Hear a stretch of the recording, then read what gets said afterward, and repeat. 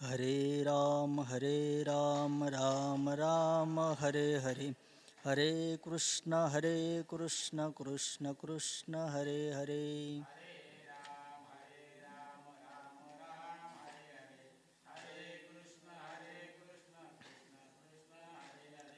हरे राम राम राम हरे हरे हरे कृष्ण कृष्ण कृष्ण हरे हरे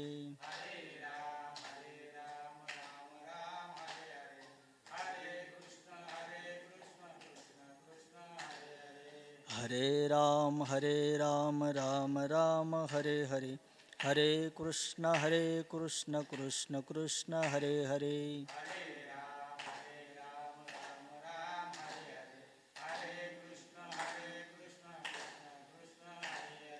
हरे राम राम राम हरे हरे हरे कृष्ण कृष्ण कृष्ण हरे हरे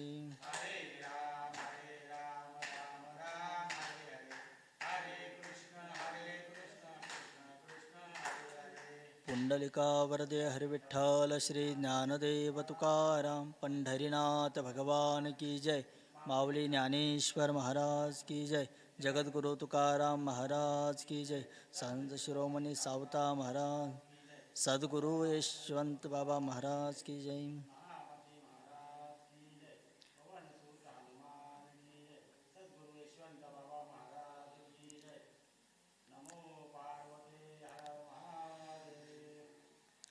ध्येयं सदा परिभवगुणमभीष्टदोहं तीर्थास्पदं शिवविरञ्चिनुतं शरण्यं भृत्यार्तिहं प्रणतपाल भवाब्धिपोतं वन्दे महापुरुषते चरणारविन्दम् कृष्णाय वासुदेवाय हरये परमात्मने प्रणतक्लेशनाशाय गोविन्दाय नमो नमः यं प्रवर्जन्तमनुपेतमपेतकृत्यं द्वैपायनो विरहकातराजुवाव पुत्रेति तन्मयतया तरोभिनेदुस्तं सर्वभूतहृदयं मुनिमानतोऽस्मि जन्माद्यस्य यतोऽन्वयदितरतश्चार्थेष्वभिघ्नः स्वराट् तेने ब्रह्महृदायादिकवये मुह्यन्ति यत्सूरयः तेजो वादिमुदां यथा विनिमयो यत्र त्रिसर्गो मृषा धाम्ना स्वेन निरतस्तकुहकं सत्यं परं धीमहि मूकं करोति वाचालं पङ्गुं लङ्घयते गिरिं यत्कृपातमहं वन्दे परमानन्दमाधवम्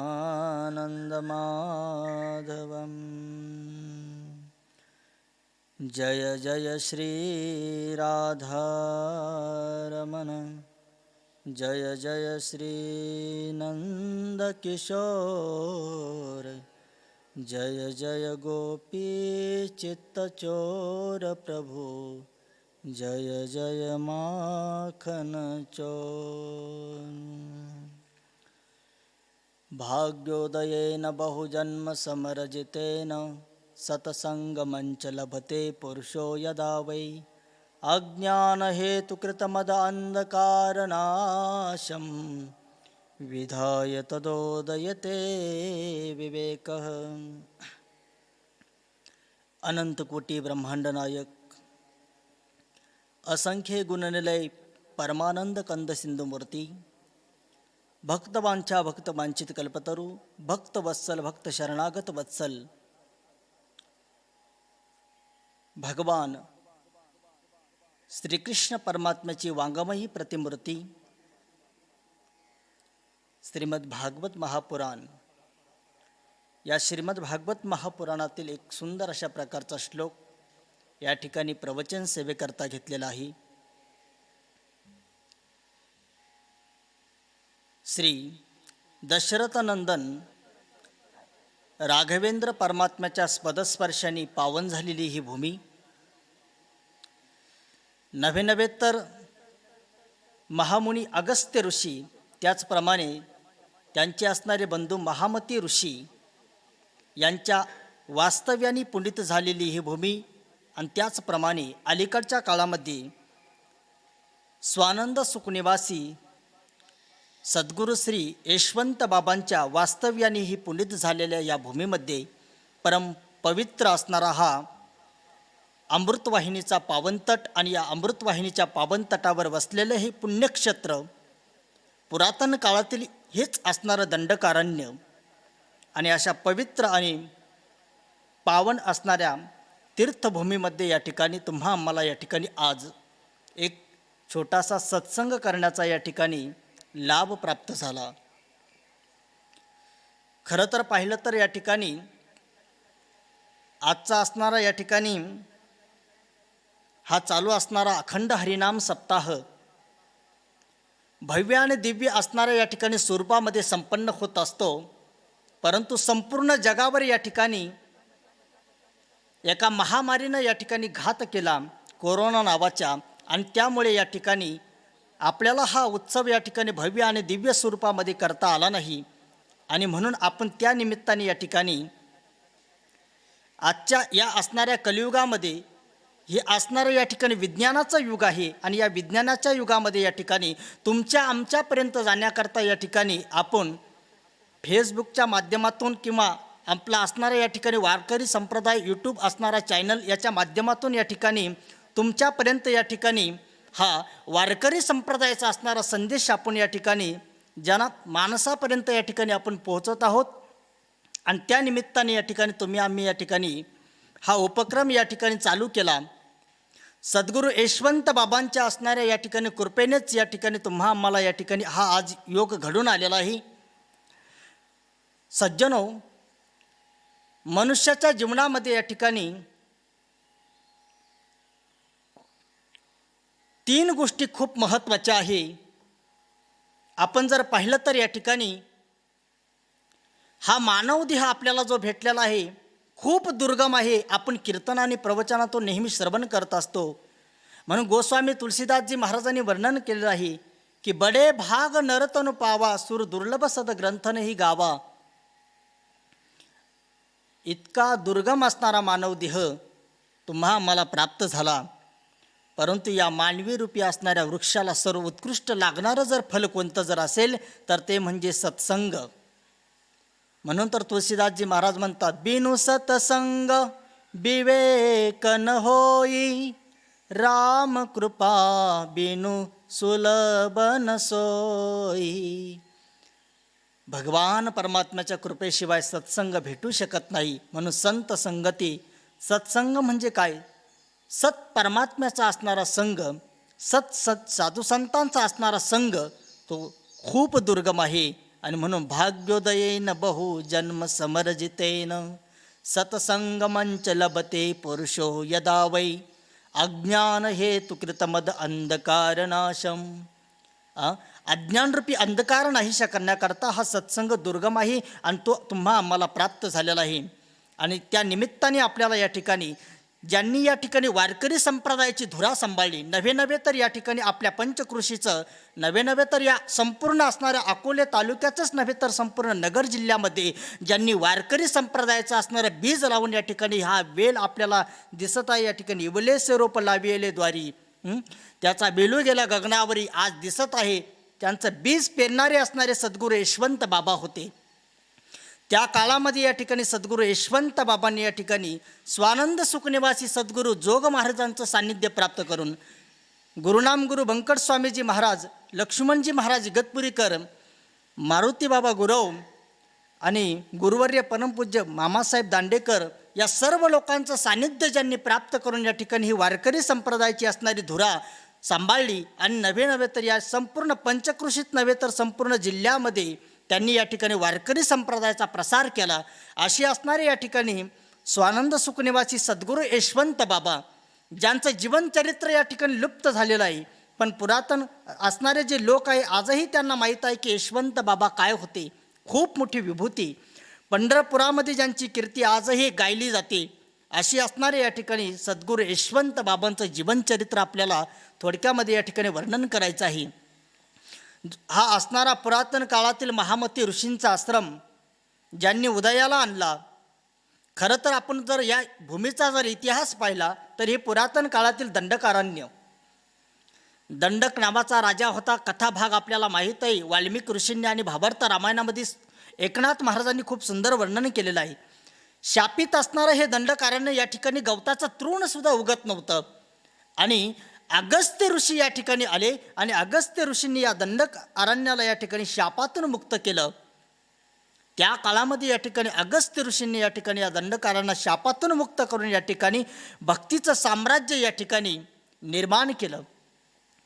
आणि भगवान परमात्मा या ठिकाणी आले. आणि आत्ताच्या काळामध्ये या ठिकाणी लुप्त झालेली असणारी भक्ती, तीच असणारी भक्ती या ठिकाणी उदयाला यावी म्हणून सद्गुरू यशवंत बाबांसारखे महापुरुष अगस्त्य महाराजांनी आणि महामती ऋषींनी आमच्यासाठी या ठिकाणी पाठवले. आणि लुप्त झालेली भक्ती या ठिकाणी सद्गुरू यशवंत बाबांनी या ठिकाणी या ठिकाणी उदयाला आणली. अशी असणारे सद्गुरू यशवंत बाबा यांचा जर आपण पुरातन इतिहास जर पाहिला, जन्मगाव जर पाहिलं तर या त्र्यंबकेश्वरामध्ये असणारं खंबाळ असणारं त्यांचं गाव होतं. परंतु या ठिकाणी त्या काळामध्ये या ठिकाणी त्यांच्या समाजातले असणारे लोक या ठिकाणी आले. आणि या ठिकाणी आल्यानंतर त्यांची आई आणि ते छोटे होते आणि याच ठिकाणी ठेवून त्यांना निघून गेले. आणि त्यांची असणारी मातुश्री या ठिकाणी घराघरामध्ये काम करत होते. आणि सद्गुरू यशवंत बाबा या ठिकाणी अगदी लहान वयामध्ये किशोर अवस्थेमध्ये या ठिकाणी गायी चारण्याचं काम करत होते. गायी चारत असताना या ठिकाणी काय असेल या ठिकाणी परमात्म्याची कृपा. कारण म्हटलेलं आहे तृणचुरानुगम श्री निकेतनम गोपी गीतामध्ये वर्णन करतात. जे भगवान श्रीकृष्ण परमात्मा या ठिकाणी गायींच्या मागे वनवन करीत अनवाणी पायाने धावले होते. का? कोणी विचारलं श्रीकृष्ण परमात्म्याला, का हो देवा तुम्ही काय या ठिकाणी गायींच्या मागे वनवन धावत आहे अनवाणी? त्यावेळेला भगवान श्रीकृष्ण परमात्म्याने सांगितलं की मला एक पदवी प्राप्त करायची आहे. मग विचारलं भक्तांनी, अशी कोणती पदवी तुम्हाला प्राप्त करायची आहे म्हणून तुम्ही गायीच्या मागे वनवन करीत उन्हामध्ये धावतात? त्यावेळेला भगवान परमात्मा म्हणतात, खरं सांगू का, भक्तवत्सल दीनानाथ ही असणारी पदवी मला प्राप्त करायची आहे. कारण वत्स शब्दाचा अर्थ होतो गायीचं वासरू.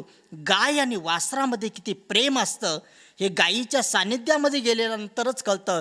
ते प्रेम मला या ठिकाणी धारण करायचं होतं आणि तेच प्रेम मला या ठिकाणी माझ्या भक्तांवर करायचं होतं. आणि म्हणून भक्तवत्सल ही पदवी प्राप्त करण्याकरता श्रीकृष्ण परमात्म्यांनी गायींची सेवा केली.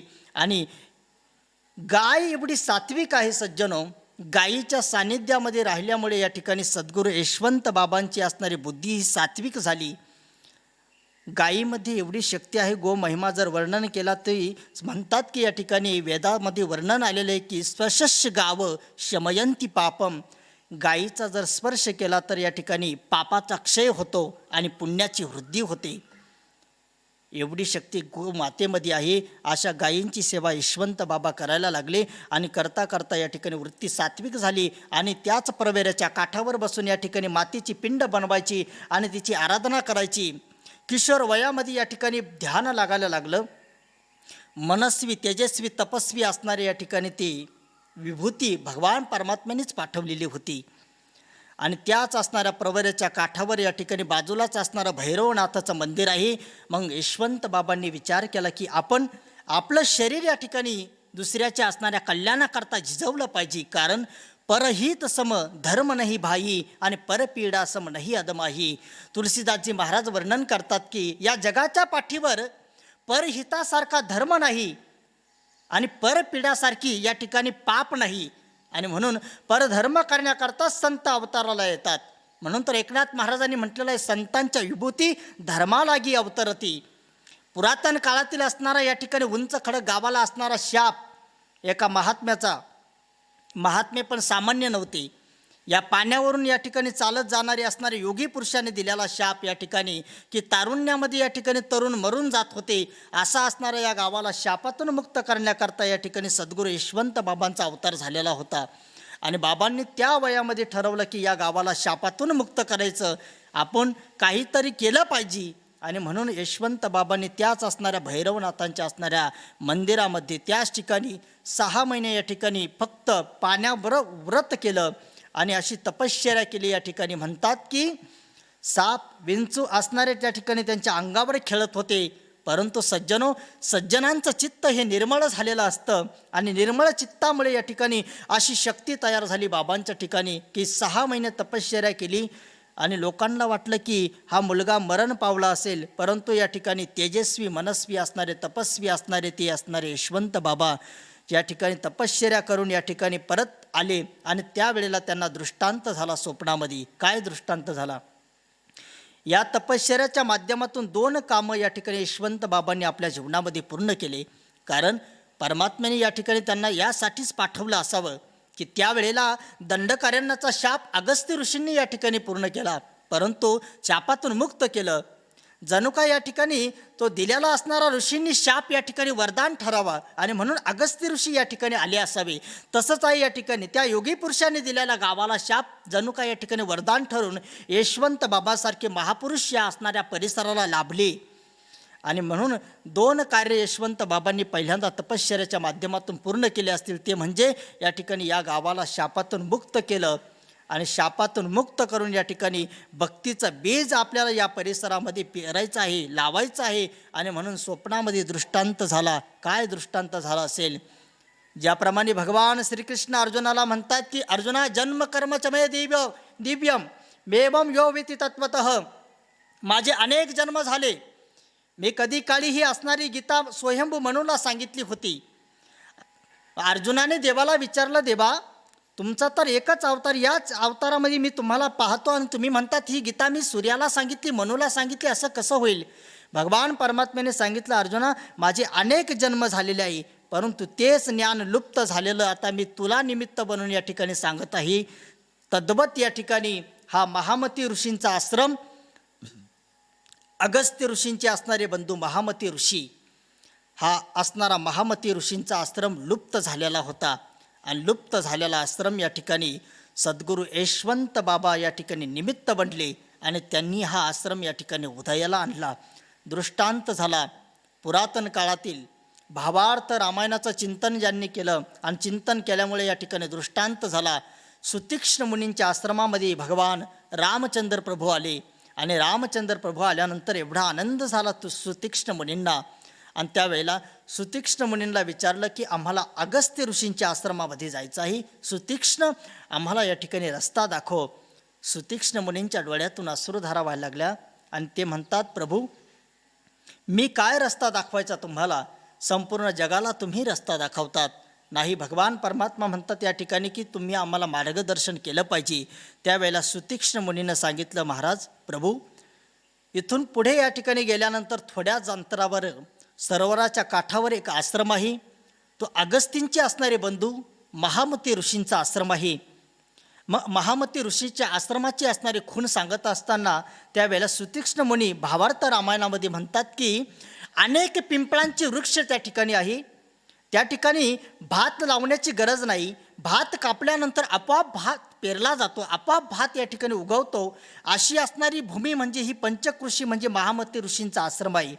जेवढे आपले असणारे या ठिकाणी परिसरातला आपला भाग दिसतो असणारा हा संपूर्ण पुरातन काळातील महामती ऋषींचा आश्रमाचं स्थान आहे. आणि असं असणारं स्थान पिंपळाच्या वृक्षाच्या असणाऱ्या खुणा सांगितल्या. आणि भगवान रामचंद्र प्रभू या ठिकाणी जानकी मातेला आणि लक्ष्मणाला घेऊन या ठिकाणी या आश्रमामध्ये आली. आणि या आश्रमामध्ये आल्यानंतर महामती ऋषींनी ज्या वेळेला रामचंद्र प्रभूंना पाहिलं, डोळ्यातून अश्रुधारा व्हायला लागल्या. आज माझं भाग्य उदयाला आलं की परमात्मा माझ्या आश्रमामध्ये आला. आणि भगवान परमात्म्याचं स्वागत केलं, प्रणाम केला आणि प्रणाम केल्यानंतर बसण्याकरता आसन दिलं. ज्या जागेवर आपण बसलेलं आहे जगतपिता असणारे या ठिकाणी दशरथ नंदन, त्याचप्रमाणे विदेह नंदिनी असणारी या ठिकाणी जनककुमारी श्री जानकी माता, त्यांनी या जागेमध्ये वास्तव केलेलं किती पवित्र असणारी भूमी आहे. आणि या भूमीमध्ये महामती ऋषींच्या आश्रमामध्ये ज्या वेळेला राघवेंद्र परमात्मा आले आणि त्या ठिकाणी महामती ऋषींनी या ठिकाणी आपल्या अश्रुधाराने त्यांचे चरण धुतले हो. आणि चरण धुतल्यानंतर या ठिकाणी भगवान परमात्म्यासमोर या ठिकाणी फळं खाण्याकरता दिले. परमात्मा या ठिकाणी रात्रभर थांबले. या ठिकाणी भगवान परमात्म्याने विसावा घेतला, मुक्काम केला. वाल्मिकी रामायणामध्ये वर्णन आलेलं आहे की हे महामती ऋषी आहे. या महामती ऋषींचं दुसरं नाव आहे सुदर्शन मुनी. यांना सुदर्शन मुनी पण म्हटलेलं जातं. ज्यांचं दर्शन केल्यानंतर या ठिकाणी जीवनच या ठिकाणी मंगलमय बनतं, असे असणारे महामती ऋषी. महामती ऋषी म्हणजे काय? ज्यांची बुद्धीच या ठिकाणी महान झाली. महामती कशाला म्हटलं जातं की ज्यांची मती म्हणजे बुद्धी भगवंताच्या चरणावर अर्पित झाली, त्यांना महामती म्हटलं जातं. असे महामती ऋषी अगस्तींचे असणारे बंधू. आणि भगवान रामचंद्र प्रभू या ठिकाणी 3 दिवस या ठिकाणी राहिले असं वाल्मिकी ऋषींनी वर्णन केलेलं आहे. आणि भावार्थ रामायणामध्ये एकनाथ महाराज म्हणतात की 1 दिवसाचा मुक्काम महामती ऋषींच्या आश्रमामध्ये केला. मी सांगू राहिलो, यशवंत बाबांना ही स्वप्नामध्ये या ठिकाणी साक्षात दृष्टांत झाला की हा पुरातन काळातील महामती ऋषींचा आश्रम हा लुप्त झालेला आहे. आणि तेच महामती ऋषी ज्यांनी या ठिकाणी भगवान राघवेंद्र परमात्म्याला अगस्त्य ऋषींच्या आश्रमामध्ये पाठवलं. याचा अर्थ असा होता की महामतीच्या भेटीशिवाय अगस्त्य ऋषींची भेट होणं शक्य नाही. महामतींची भेट घेतल्यानंतरच आपल्याला अगस्तींची भेट घेता येते. महामती म्हणजेच आपली बुद्धी महान होईल, त्यावेळेला अगस्त्य ऋषींसारख्या महात्म्यांचं दर्शन आपल्याला आपल्या जीवनामध्ये घडेल. असा दृष्टांत यशवंत बाबांना झाला. आणि या ठिकाणी चरण पादुका आहे परमात्म्याच्या. आणि म्हणून गावातील लोकांना एकत्रित केलं आणि खोदल्यानंतर भगवान रामचंद्र प्रभूंच्या पादुका या ठिकाणी बाहेर निघाल्या. आणि त्या काळामध्ये हा महामती ऋषींच्या आश्रमाची पुनर्स्थापना यशवंत बाबांनी केली. हा विश्वातील खूप मोठा इतिहास त्यांनी आपल्या जीवनामध्ये या ठिकाणी या समाजाला या ठिकाणी घडवून आणला. आणि महामती ऋषींचं दर्शन या ठिकाणी आपल्याला आज व्हायला लागलं. ही भूमी इतकी पवित्र आहे. परमात्म्याची असणारे चरण रजकण या भूमीमध्ये आहे. ही भूमी इतकी पवित्र आहे. महामती ऋषी हे ब्रह्मचारी होते आणि अगस्त्य ऋषी हे गृहस्थ ऋषी होते. महामती ऋषी ब्रह्मचारी असल्यामुळे या ठिकाणी अनेक ऋषीमुनी त्यांच्याबरोबर राहत होते. वेदपाठ या ठिकाणी होत होते. या ठिकाणी दररोज होम होत होता. असे असणारे महामती ऋषी या असणाऱ्या भूमीमध्ये राहत होते. आणि यशवंत बाबांनी या ठिकाणी आश्रम स्थापन केला. आणि त्या काळामध्ये आपल्या नगर जिल्ह्यामध्ये वारकरी संप्रदायातला पहिला रामनवमीचा उत्सव जो सुरू झाला असेल तो उत्सव या ठिकाणी या राममाळावर या असणाऱ्या पवित्र क्षेत्रामध्ये सुरू केला यशवंत बाबांनी. आणि त्यावेळेला रामनवमीचा उत्सव हा 1 महिन्याचा होत होता. आणि यशवंत बाबा तेव्हापासून पंढरपूरला वारीला जात असताना 4 महिने चातुर्मास पंढरपूरमध्ये करायचे. आणि मग किशोर अवस्था उलटून गेलेली होती. वय असेल 25-30 वय असेल बाबांचं. त्यावेळेला बाबा ज्ञानेश्वरीवर प्रवचन करायला लागले पंढरपूरमध्ये जाऊन. आणि त्या काळामध्ये या ठिकाणी मामासाहेब दांडेकर, त्याचप्रमाणे बंकटस्वामी, लक्ष्मण महाराज इगतपुरीकर, त्या काळातले असणारे खूप मोठमोठ्या विभूती, त्यांचं दर्शन, त्यांचा सत्संग यशवंत बाबांना जीवनामध्ये घडला. आणि मग 4 महिन्याचं ज्ञानेश्वरीवर प्रवचन चालायचं यशवंत बाबांचं. 4 महिने ते पंढरपूर सोडत नव्हते. मग त्या काळामध्ये या ठिकाणी यशवंत बाबांचे अनेक दृष्टांत आपल्याला सांगता येतील.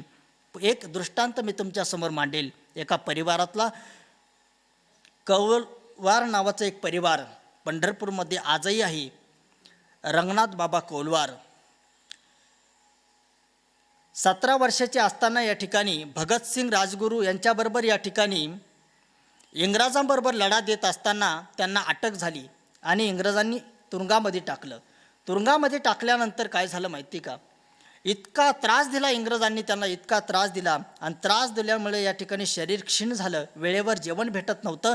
आणि क्षय पावल्यामुळे या ठिकाणी क्षयरोग त्यांना झाला. आणि क्षयरोग झाल्यानंतर खूप प्रयत्नानंतर या ठिकाणी तुरुंगातून ज्या वेळेला बाहेर आले त्यावेळेला वैद्यांनी सांगितलं की हा मुलगा काय जास्त काळ जगणार नाही. मग मृत्यू समोर आल्यानंतर कोणाला भीती वाटणार नाही हो. काळ व्यालमुख ग्रास म्हटलेला आहे, तसं तर आपण सर्वच काळाच्या मुखामध्ये चाललेलो आहोत.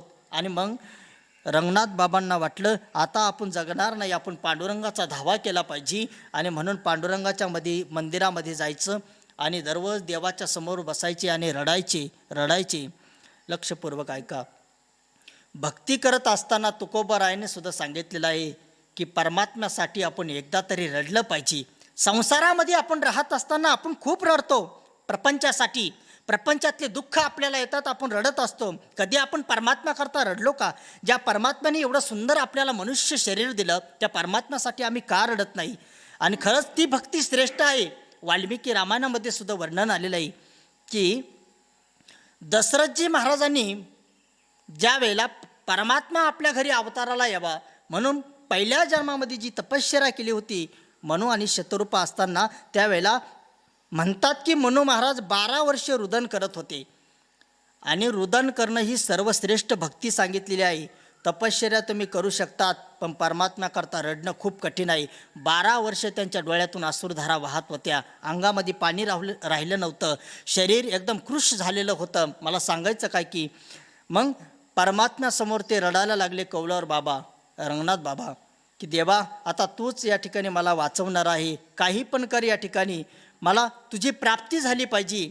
आणि असं म्हटल्यानंतर खूप विरहामध्ये रडायला लागले. आणि एक दिवस स्वप्नामध्ये दृष्टांत झाला की नाकाच्या शेंड्यापासून तर कपाळापर्यंत असणारा गंध, एक डोळा भुरका, अजानबाहू असणारे हात, कृष्णवर्ण अशी असणारी विभूती, डोक्यावर फेटा अशी असणारी आणि बगलबंदी घातलेली असणारे महापुरुष त्यांच्या स्वप्नामध्ये गेले. पांडुरंगाची मूर्ती आणि त्यांच्यासमोर या ठिकाणी स्वानंद सुखनिवासी सद्गुरू यशवंत बाबा. आणि स्वप्नामध्ये दृष्टांत झाला की हेच तुला काळापासून वाचू शकतील. आश्चर्य वाटलं. दुसऱ्या दिवशी उठल्यानंतर शोध घ्यायला सुरुवात केली रंगनाथ बाबांनी की ही विभूती कुठे सापडेल, मला कुठे सापडेल. खूप शोध घ्यायला सुरुवात केली. 1 दिवस झाला, 2 दिवस झाला. संताची भेट होणं काय एवढं सोपं आहे का? शैले शैलेन माणिक्यम मोतिकम न गजे गजे चंदनम न वने वने साधो न सर्वत्र.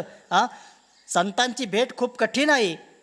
आणि रंगनाथ बाबांनी ज्या वेळेला शोध घ्यायला सुरुवात केली आणि चंद्रभागेच्या काठावर यशवंत बाबांची भेट झाली, पाय धरले, सोडायला तयार नाही. बाबा मला वाचवा, मला वाचवा.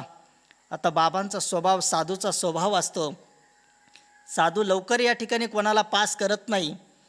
अरे सांगितलं आहे चल माझे पाय सोड, पाय सोडायला तयार नाही, मला वाचवा तुम्ही. यशवंत बाबा म्हणायला लागले, मी कोण आहे तुला वाचवणारा? सोड, मी सामान्य माणूस आहे. संत कधी स्वतःला संत म्हणत नसतात आणि जे स्वतःला संत म्हणतात ते कधी संत होत नसतात. आणि मग यशवंत बाबा म्हणतात, अय भोसडीच्या होय बाजूला. बाबांच्या तोंडातली असणारी एक शिवी होती, कायम ते भोसडीच्या म्हणायचे. लक्षपूर्वक ऐका. वृंदावनामध्ये ज्यांचं सानिध्य मला प्राप्त झालं अशी महान विभूती आमचे असणारे गुरुजी आजही संपूर्ण विश्वामध्ये प्रसिद्ध आहे. मलुक पीठाधीश्वर स्वामी राजेंद्र देवाचार्यजी महाराज त्यांचे गुरु होते पहाडी बाबा. खूप शिव्या द्यायचे, खूप शिव्या द्यायचे. आणि एक दिवस त्यांची जाण्याची वेळ आली. बाबा एकदम शांत होते आणि म्हणून विचारलं, बाबा महाराजजी दररोज शिव्या देतात, आज का शिवी देत नाही? शांत झालेले होते. अरे आज मला जायचं आहे म्हणून मी कोणाला शिव्या देणार नाही. मग विचारलं, बाबा तुम्ही एवढे मोठे महापुरुष आहे, मग तुम्ही शिव्या का देत होते? खूप मार्मिक उत्तर दिलं. साधू कधीच या ठिकाणी आपल्याला शिव्या देत नसतात. साधू आपल्या अंतःकरणामध्ये जे विकार असतात ना, त्या विकारांना शिव्या देत असतात. साधू आपल्याला शिव्या देत नसतात. आपल्यामध्ये असणारे काम, क्रोध, अहंकार, षडविकार असतात, त्या विकारांना साधू शिव्या देत असतात. आणि यशवंत बाबा त्याला शिव्या द्यायला लागले. बाजूला हो, ऐकायला तयार नाही, पाय सोडायला तयार नाही. आणि मग त्यावेळेला यशवंत बाबांनी त्याला उचललं, चल माझ्याबरोबर. आणि आणल्यानंतर ज्या ब्राह्मणाच्या वाड्यामध्ये यशवंत बाबा ज्ञानेश्वरीवर प्रवचन करत होते त्या ठिकाणी ठेवलं. आणि ठेवल्यानंतर सांगितलं, काळजी करू नको. दुसऱ्या दिवशी सकाळी पांडुरंगाच्या मंदिरामध्ये नेलं बाबांनी आणि तुकोबारांची गाथा रंगनाथ बाबांच्या हातामध्ये दिली. बालक्रीडेचं असणारं प्रकरण पांडुरंगाच्या समोर दररोज वाचायचं. लक्षपूर्वक ऐका. तुकोबारायांच्या गाथ्यामधील असणारं बालक्रीडेचं प्रकरण आहे ना, श्रीमद भागवतातील असणारा दशमस्कंद आहे. भगवान परमात्मा म्हणतात त्या ठिकाणी की हा दशमस्कंद म्हणजे भगवान परमात्म्याचं हृदय आहे, आत्मा आहे. आणि तोच दशमस्कंद या ठिकाणी तुकोबारायाने बालक्रीडेच्या अभंगामध्ये वर्णन केलेलं आहे. त्याच भगवंताच्या लीला पांडुरंगाच्या समोर या ठिकाणी गायच्या. आणि अशी असणारी या ठिकाणी 4 महिने रंगनाथ बाबा कौलवाराने त्या पांडुरंगाच्या समोर, भगवंताच्या समोर बालक्रीडा प्रकरण दररोज नित्यनेमाने वाचायचं. चमत्कार काय झाला, जी व्यक्ती 2 महिन्यामध्ये जाणार होती वयाच्या 17व्या वर्षी, तीच व्यक्ती 99 वर्षापर्यंत जगली. काय असणारी शक्ती आहे सद्गुरू यशवंत बाबांची. मला सांगायचं काय की या ठिकाणी काळाच्याही मुखातून या ठिकाणी वाचवण्याची शक्ती संतांच्या ठिकाणी असती आणि ती शक्ती यशवंत बाबांच्या ठिकाणी होती. आता सध्या संपूर्ण जगावर मोठं संकट आलेलं आहे आणि म्हणतात की या ठिकाणी दर 100 वर्षाला हे संकट या विश्वावर आलेलं आहे. आणि 100 वर्षापूर्वीचा जर काळ पाहिला तर यशवंत बाबांच्या काळामध्ये सुद्धा रोग होताच. मानमोडी म्हणतात की त्याला या ठिकाणी प्लेगची साथ असेल असा असणारा रोग यशवंत बाबांच्या काळामध्ये सुद्धा आला होता. पण त्यावेळेला सद्गुरू स्वानंद सुकन्यावासी जोग महाराज हे पण पंढरपूरमध्ये होते आणि त्यावेळेला यशवंत बाबा पण पंढरपूरमध्ये होते.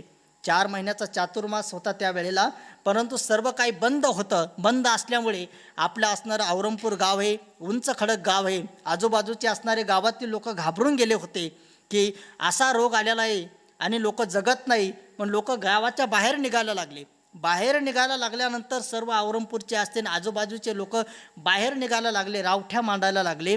तर म्हणतात की या ठिकाणी यशवंत बाबा पंढरपूरमध्ये होते, पण त्यांच्या ध्यानामध्ये आलं त्रिकालदर्शी महात्मे होते.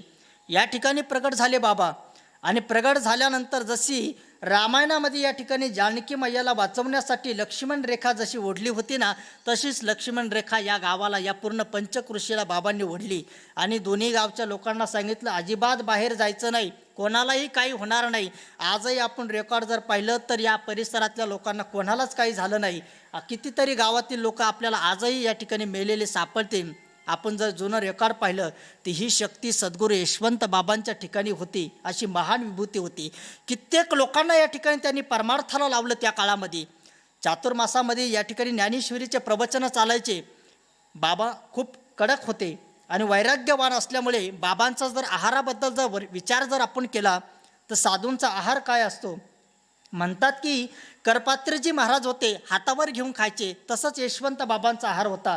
कधी कोणाला खाताना दिसले नाही बाबा, मिष्टान्न कधी खाल्लं नाही, कारण नैष्टिक ब्रह्मचारी असणारं पद त्यांना सांभाळायचं होतं.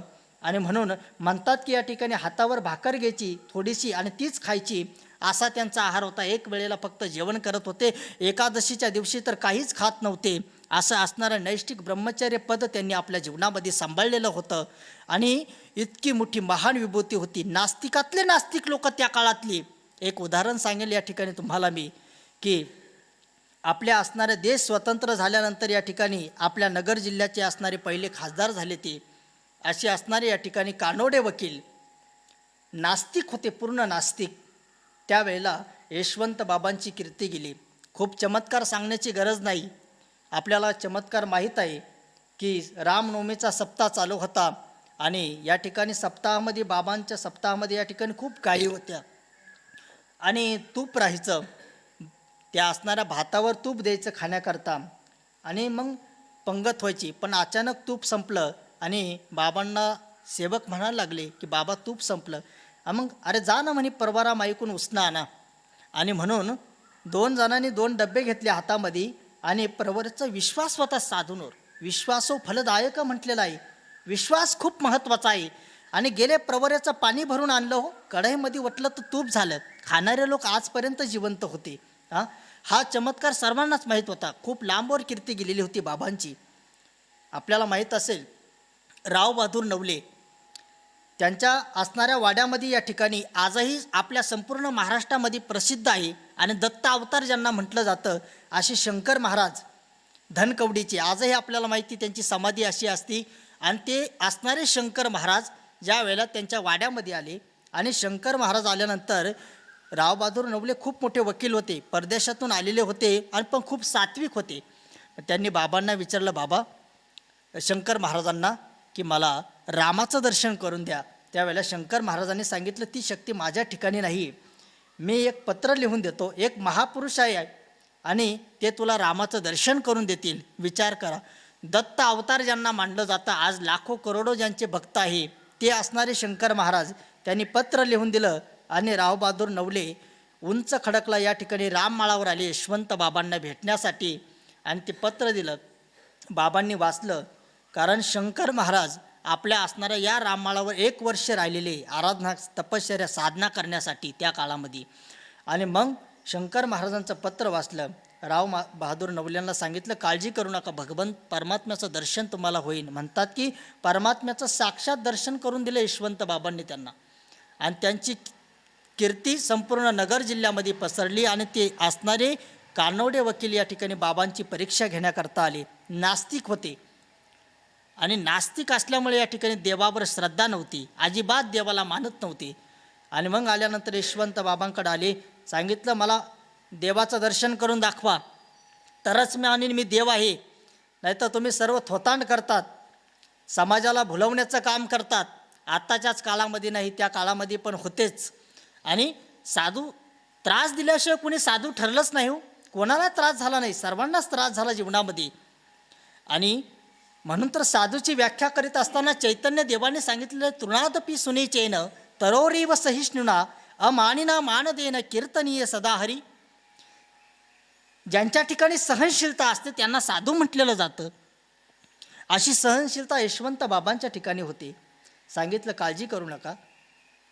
आणि मग आपल्या असणाऱ्या देवघरामध्ये घेऊन गेले, बसल्यानंतर म्हणतात की असा चमत्कार दाखवला बाबांनी की पांडुरंगाच्या समोरच्या मूर्त्या भजनामध्ये तल्लीन झाले यशवंत बाबा. आणि तल्लीन झाल्यानंतर त्या देवाच्या मूर्त्यासुद्धा नाचताना त्या वकिलाला दिसायला लागल्या. आश्चर्य वाटलं, काय चमत्कार आहे त्यांना वाटलं. पण त्यांना असं वाटलं की हा जादूचाच खेळ दाखवितात आपल्याला. त्यांना अशी अनुभूती झाली, कारण साधूची संगत ही कधी वाया जात नाही. नंतर अशी प्रचिती झाली की खरंच काहीतरी आहे. आणि या ठिकाणी थांबले बाबांच्या सान्निध्यामध्ये. थांबल्यानंतर बाबांनी सांगितलं, बाबा जेवणामध्ये गळ्यामध्ये तुळशीची माळ घाल, आहार शुद्ध ठेव, मांसाहार करू नको. चालेल सांगितलं. निघून गेल्यानंतर चातुर्मासला बाबांना जायचं होतं. बाबा निघून गेले आणि बाबांवर श्रद्धा ठेवली. परंतु काय झालं माहिती का, कुसंगतीमध्ये गेल्यानंतर माणूस परत तसा बनत असतो. कुसंगत लाभली आणि असं वाटलं की पंढरपूरला गेलेले बाबा ते काय थोडेच पाहायला येणारे मी काय खातो. आणि म्हणून एक दिवस परत मांसाहार करण्याकरता तयारी केली. घरामध्ये शिजवल्यानंतर जेवणार, ताटं वाढणार, तेवढ्यामध्ये बाबा द्वारावर प्रगट झाली. कडी वाजवल्यानंतर पाहिलं तर यशवंत बाबा. पाय धरले, असलेलं फेकून दिलं, गळ्यामध्ये माळ घातली, आस्तिक झाले ते. आणि ते इतके शिकलेले होते, खासदार झाल्यानंतरही ते इथे येत होते. त्यांनी अनेक लोकांना यशवंत बाबांचं दर्शन त्या काळामध्ये करून दिलं. अशी महान विभूती होती सद्गुरू यशवंत बाबा. कितीतरी चमत्कार त्यांचे या परिसरामध्ये घडले. परंतु भक्तीचा प्रचार त्यांनी केला. एक शेवटची असणारी छोटीशी गोष्ट सांगेल त्यांच्या जीवनातली. कौलार बाबांची असणारी बहीण होती, खूप सात्विक होती. अक्का त्यांना म्हणायचे. आणि एक दिवस ज्ञानेश्वरीचं प्रवचन चालू होतं. विद्वान पंडित यशवंत बाबांच्या समोर बसलेले होते आणि प्रवचन श्रवण करत होते. बाबांचा नेम होता ज्ञानेश्वरीतली ओबी एखाद्याला वाचवायला लावायची आणि बाबा त्याचा अर्थ सांगत होते. शाळेचा तोंडही सद्गुरू यशवंत बाबांनी कधी आपल्या जीवनामध्ये पाहिलं नव्हतं. परंतु आळंदीची असणारी वारकरी शिक्षण संस्था त्यावेळेला नवीनच निघाली होती. जोग महाराजांचं सानिध्य, मारुती बाबा गुरव, त्याचप्रमाणे बंकट स्वामीजी महाराज आणि लक्ष्मण महाराज इगतपुरीकरांचं सानिध्य, त्यांच्या सानिध्यामध्ये राहून ज्ञानेश्वरीचा अभ्यास त्यांनी केला होता. ज्ञानेश्वरीसारखं जीवन होतं, तुकोबारायांसारखं गाथ्यासारखं वैराग्य यशवंत बाबांचं होतं. आणि जनमानसमध्ये त्यांनी भक्तींचा प्रचार केलेला होता. आणि ती रंगनाथ बाबांची बहीण बसलेली होती आणि कधी शाळेचं तोंड पाहिलेलं नव्हतं तिनं. आणि बाबांनी सांगितलं, वाच ओवी वाच. वाच म्हटल्यानंतर रडायला लागली. बाबांनी विचारलं, का रडते? मला वाचता येत नाही. अरे वाच म्हटलं ना तुला, का वाचता येत नाही? अहो साधू निस्ते म्हटले वाच. वाच म्हटल्यानंतर खाली पाहिलं आणि बोट फिरवायला लागली तर ज्ञानेश्वरी वाचायला लागली. काय ताकद आहे साधूच्या शब्दामध्ये, किती ताकद आहे. अशी असणारी महान विभूती होती सद्गुरू यशवंत बाबा. ज्ञानेश्वरीचा प्रचार ज्यांनी केला, कीर्तनं त्यांनी कधी केले नाही, परंतु ज्ञानेश्वरीवर ते प्रवचन करत होते. इतकं प्रेम होतं यशवंत बाबांचं ज्ञानेश्वरीवर आणि निवृत्तीनाथ महाराजांवर. म्हणतात की इतकं प्रेम होतं की त्या काळामध्ये ओटी लावायचे उन्हाळ्यामध्ये. आणि ओटी लावण्याकरता यशवंत बाबा निवृत्तीनाथ महाराजांच्या असणाऱ्या त्र्यंबकेश्वरामध्ये जायचे समाधी जवळ. आणि समाधीमध्ये जाऊन मंदिरामध्ये जाऊन या ठिकाणी ओटी लावायचे. म्हणतात की मग जवळ या ठिकाणी बाबा काय करायचे, वारकरी घेऊन जायचे आपला असणारा तालुका असेल, इगतपुरी असेल, त्र्यंबकेश्वर असेल, या सर्व ठिकाणचे भक्त बाबांना जोडले गेले होते. आणि त्या काळामध्ये यशवंत बाबांनी त्र्यंबकेश्वरची असणारी उटीची वारी या ठिकाणी सुरू केली. त्या काळामध्ये निवृत्तीनाथांचे एक निस्सीम भक्त होते, ते एक निस्सीम, खूप श्रद्धा होती निवृत्तीनाथांवर, खूप श्रद्धा होती. आणि अशी असणारी निवृत्तीनाथांची वारी यशवंत बाबांनी त्या काळामध्ये सुरू केली. आणि सुरू केल्यानंतर कार्य संपत आल्यानंतर महात्मा कधी राहत नसतात. आणि यशवंत बाबांचं काही नाही, 51 ते 52 वय झालेलं होतं. आणि बाबांनी विचार केला, कार्य संपलं, आता थांबण्याची गरज नाही. आणि म्हणून निवृत्तीनाथांची वारी करून आले, दर्शन घेऊन आले. घेऊन आल्यानंतर जायचं म्हणून या ठिकाणी शेवटचा निरोप घ्यावा पांडुरंगाचा म्हणून पंढरपूरला गेले. बाबांचे असणारे त्या काळचे असणारे शिष्य असतील, किसनसिंग राजे असतील, त्याप्रमाणे या ठिकाणी कानवडे वकील रावबहादूर नवरे असतील, या ठिकाणी अनेक लोक, आपल्या तालुक्यातले पण अनेक लोक होते बाबांच्या संगतीला. आणि पांडुरंगाच्या मूर्तीच्या समोर गेले. म्हणतात की त्या दृश्याचं वर्णन केलेलं आहे. रंगनाथ बाबा कौलवार सांगायचे, किसनसिंग राजे सांगायचे, पांडुरंगाच्या मूर्तीसमोर बाबा उभे राहिले. आणि उभे राहिल्यानंतर या ठिकाणी नखशिकांत पांडुरंगाला पाहिलं, डोळ्यातून अश्रुधारा वाहत होत्या यशवंत बाबांच्या. हे दृश्य ज्या वेळेला पाहत होते त्या ठिकाणचे असणारे विद्वान लोक, ब्राह्मण लोक, त्यांच्याही डोळ्यातून अश्रुधारा व्हायला लागल्या. जणू काय त्या पांडुरंगाच्या मूर्तीला या ठिकाणी आपल्या हृदयामध्ये स्थापन केलं. आणि स्थापन करून कोणी विचारलं बाबांना, तुम्हाला जायचंच असेल तर पंढरपुरामध्ये का थांबत नाही? बाबांनी सांगितलं, नाही, माझी कर्मभूमी या ठिकाणी उंच खडक आहे. त्या ठिकाणी भगवान रामचंद्र प्रभूंची भूमी, महामती ऋषींचा आश्रम आहे. आपण अनेक संतांचे जीवन जर पाहिले तर त्यांनी आपलं शरीर या ठिकाणी आपल्याच ठिकाणी नेऊन सोडलं होतं. तीर्थामध्ये जर शरीर सोडलं तर या ठिकाणी महामती ऋषीचा आश्रम, अगस्त्य ऋषींचा आश्रम जवळ आहे, त्याचा महिमा राहणार नाही या ठिकाणी. म्हणून तो महिमा जतन करण्याकरता पंढरपूरहून या ठिकाणी बाबा पांडुरंगाला आपल्या हृदयामध्ये साठवून या ठिकाणी उंच खडकला आले. उंच खडकला आल्यानंतर 7-8 दिवस या ठिकाणी खूप मोठा कार्यक्रम झाला, खूप मोठा कार्यक्रम. रात्रंदिवस भजन चालायचं म्हणतात या ठिकाणी. आणि खूप लोक राहत होते. स्वयंपाकही या ठिकाणी बाबांचे शिष्य बनवत होते. शेतीसुद्धा बाबांनी समाजाला करून दाखवली. स्वतः कष्ट करत होते, करून कामामध्ये काम, काही म्हणा राम राम, असं जीवन त्यांनी या ठिकाणी समाजाला जगून दाखवलं. आणि सज्जनो, आणि बाबांनी सांगितलं, आता मला जायचं आहे, निवृत्तीनाथ महाराजांचा समाधी सोहळा येत आहे आणि मला त्या दिवशी या ठिकाणी जायचं आहे. आणि म्हणून यशवंत बाबांचे अनेक शिष्यगण या ठिकाणी आले बाबांना भेटण्यासाठी. आणि ही आता येणारी जी योगिनी एकादशी आहे, ही खूप पवित्र एकादशी आहे. किती पवित्र आहे! या योगिनी एकादशीचं महत्त्व एवढं सांगितलेलं आहे शास्त्रामध्ये की इतकी पवित्र एकादशी आहे. या एकादशीला या ठिकाणी खूप खूप मोठमोठ्या महात्म्यांनी शरीर सोडलेलं आहे. मस्ताराम बाबा होऊन गेले ऋषिकेशमध्ये, खूप मोठे विदेही महापुरुष, त्यांनीही त्यांचं शरीर योगिनी एकादशीला सोडलं. अहो, याच्याही पुढे तुम्हाला सांगेन, आत्ताच्या काळामध्ये ज्यांचं सान्निध्य मला प्राप्त झालं, असे असणारे या ठिकाणी परमवीतरागी, असे असणारे परमश्रद्धेय स्वामी रामसुखदासजी महाराज, खूप मोठे विदेही महापुरुष होऊन गेले. त्यांचं पण या ठिकाणी शरीर याच असणाऱ्या योगिनी एकादशीला सुटलं होतं. अशी पवित्र असणारी ही एकादशी आहे. आणि त्या दिवशी यशवंत बाबांनी निराकार असणारा या ठिकाणी निरंकार उपास धरला. आणि उपास धरून या ठिकाणी रात्रंदिवस या ठिकाणी परमात्म्याच्या चिंतनामध्ये राहिले. आणि चिंतनामध्ये राहून या ठिकाणी सज्जनो, दुसरा दिवस उजाडला. पहाटेच्या वेळेला स्वयंपाक पूर्ण झाला. आणि स्वयंपाक पूर्ण झाल्यानंतर द्वादशीचं व्रत सोडायचं म्हणून हजारो लोक आलेले होते. सर्वांना जेवण घातलं. अशी महान विभूती होती. जगा काळ खाय आम्ही माथा दिला पाय, असे महापुरुष यशवंत बाबा होते. अहो, संपूर्ण लोकांना जेवण घातलं. संत आपल्या जीवनामध्ये मृत्यूचा उत्सव साजरा करीत असतात. संत आणि आपल्यामध्ये हाच भेद आहे. आपण मृत्यू जवळ आला तर आपण भितो, घाबरतो, कारण आपल्याला भीती वाटते. त्या काळामध्ये या ठिकाणी ध्रुवजी महाराजांनी मृत्यूच्या मस्तकावर पाय दिला. आणि ध्रुवजी महाराज या ठिकाणी काळाच्या मस्तकावर पाय ठेवून या ठिकाणी विमानामध्ये बसून या ठिकाणी वैकुंठाला गेले. आताच्या काळामध्ये या ठिकाणी याच असणाऱ्या कलियुगामध्ये मीराबाई या ठिकाणी सदेह शरीर परमात्म्यामध्ये विलीन केलं. शरीर वैकुंठाला गेल्या मीराबाई, परमात्म्यामध्ये विलीन झाल्या. याच असणाऱ्या कलियुगामध्ये कबीरदासजी महाराज शरीर वैकुंठाला गेले. याच कलियुगामध्ये जगद्गुरू तुकोबराय स शरीर वैकुंठाला गेले. परमात्म्यामध्ये विलीन झाले. काळावर विजय प्राप्त करण्याची शक्ती या ठिकाणी महात्म्यामध्ये असते. आणि सद्गुरू यशवंत बाबांनी सर्वांना भोजन घातलं, मृत्यूचा उत्सव साजरा केला आणि एकांतामध्ये बसले आणि एक तुळशीचं पत्र घेतलं आणि पाणी घेतलं आणि तुळशीचं पत्र मुखामध्ये टाकलं आणि या ठिकाणी रामकृष्ण हरी म्हणून या ठिकाणी स्वतःचं शरीर या ठिकाणी बाबांनी सोडून दिलं. आणि शरीर सुटल्यानंतर बाबांनी सांगितलं होतं, ज्या वेळेला माझं शरीर सुटेल ज्ञानेश्वरीवर किती प्रेम असावं, किती प्रेम असावं हे सद्गुरू यशवंत बाबांच्या जीवनातून घेता येईल. शरीर सुटल्यानंतर ज्या वेळेला माझी अंत्ययात्रा निघेल तर माझ्या अंत्ययात्रेसमोर ज्या वेळेला मला नेलं जाईल त्यावेळेला माझ्यासमोर ज्ञानेश्वरी असली पाहिजे, एवढं प्रेम त्यांचं ज्ञानेश्वरीवर होतं. आणि म्हणून ज्या वेळेला त्यांची अंत्ययात्रा निघाली, खूप मोठा उत्सव. आणि ज्या वेळेला बसून चालवलं बाबांना त्यावेळेला त्यांच्यासमोर ज्ञानेश्वरी ठेवलेली होती.